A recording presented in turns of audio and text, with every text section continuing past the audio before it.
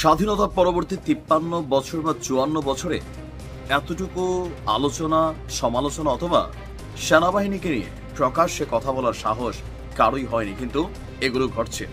আর এতে খুব কনসার্ন করছেন আমাদের বাংলাদেশ সেনাবাহিনী। ইতিমধ্যে আপনারা জানেন যে সেনাপ্রধানের বেশ কিছু বক্তব্য সামনে এসেছে।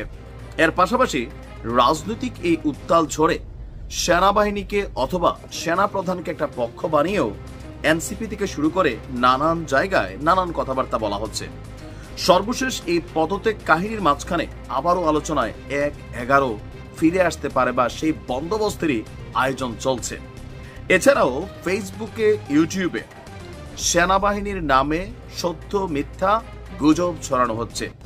তৈরি করা হয়েছে বেশ কিছু ফেসবুক পেজ, এবং কি সেনাবাহিনীর অফিসিয়াল ভেরিফাইড ফেসবুক পেজ যেটা, সেইটার আকারেই সেইটার লগো ব্যবহার করেই ভেরিফাইড করে আপনার সম্প্রতি নানান ধরনের ষড়যন্ত্র তৈরি করছে ষড়যন্ত্রকারীরা।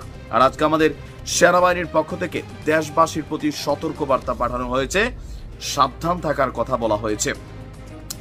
দর্শক, গুজবে কান না দিতে আপনার আমাদের সেনাবাহিনীর পক্ষ থেকে আজকে সেনাবাহিনীর যে অফিসিয়াল ভেরিফাইড ফেসবুক পেজ, সেখান থেকে একটা বিশেষ বার্তা পাঠানো হয়েছে জনগণের উদ্দেশ্যে। গুজবে কান দিবেন না এবং বিভ্রান্ত হবেন না, দেশের জনগণ সতর্ক থাকবেন আহ্বান জানিয়েছে বাংলাদেশ সেনাবাহিনী। সেনাবাহিনীর ভেরিফাইড ফেসবুক পেজে